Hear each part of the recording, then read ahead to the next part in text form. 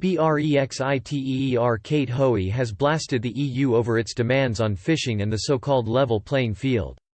The former Labour MP insisted it was, quite right, the UK does not give an inch on the two issues, which are proving to be major stumbling blocks in post-Brexit trade talks between Britain and Brussels. Ms. Hoey tweeted, "The Brexiteer said on Twitter, quite right that our government will not give an inch on a level playing field in fishing. How dare the EU complain about us wanting to take back control of our fishing waters?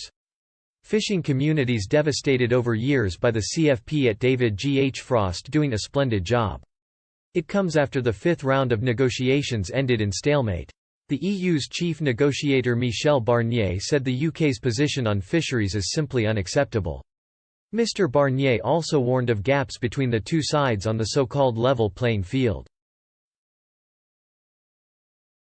A Brexiteer has told Boris Johnson's Europe advisor David Frost to "keep up the good work," following the fifth round of trade talks between the UK and the EU.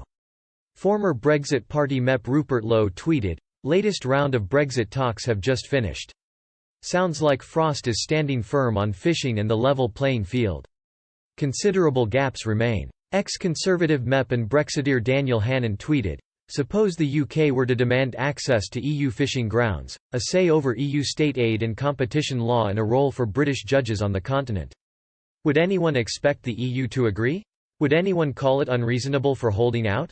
The government is planning to impose higher tariffs of up to 17% on baby food and formula milk after Brexit.